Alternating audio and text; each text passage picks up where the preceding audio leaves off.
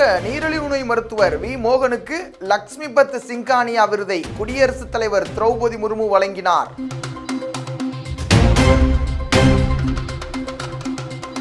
ஆதித்யா விண்கலத்தின் சூட் தொலைநோக்கி மூலம் வெவ்வேறு அலைநீளங்களில் எடுக்கப்பட்ட சூரியனின் படங்களை இஸ்ரோ வெளியிட்டுள்ளது. பூர்ணா சுவாமியின் பலாஸ்தீனி கவிதை மொழிபெயர்ப்புக்கு 2023 ஜவாத் நினைவு பரிசு.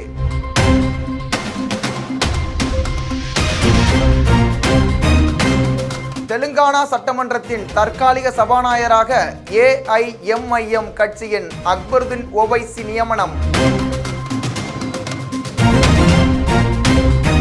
சுகாதார அமைச்சகத்தின் தேசிய கல்வி வாரியம் சார்பில் மாரடைப்பால் ஏற்படும் திடீர் மரணங்களை தடுக்க நாடு முழுவதும் பல லட்சம் பேருக்கு CPR பயிற்சி அளிக்கப்பட்டது. உலகம் முழுவதும் ஊழலை ஒழிக்கும் நோக்கத்திற்காக டிசம்பர் 9ஆம் தேதி சர்வதேச ஊழல் எதிர்ப்பு தினமாக கடைபிடிக்கப்படுகிறது. மனிதநேய உணர்வை வளர்த்திடும் நோக்கில் ஆண்டுதோறும் டிசம்பர் திங்கள் 10ஆம் நாள் உலக நாடுகளால் உலக மனித உரிமை நாள் என்பது கடைபிடிக்கப்படுகிறது. தமிழ்நாட்டில் மழை வெள்ளம் பாதித்த பகுதிகளில் 9 மாதம் தொடங்கி 15 வயது வரை உள்ள குழந்தைகளுக்கு ரூபல்லா தடுப்பூசி போட்டுக்கொள்ள அரசு அறிவுறுத்தியுள்ளது.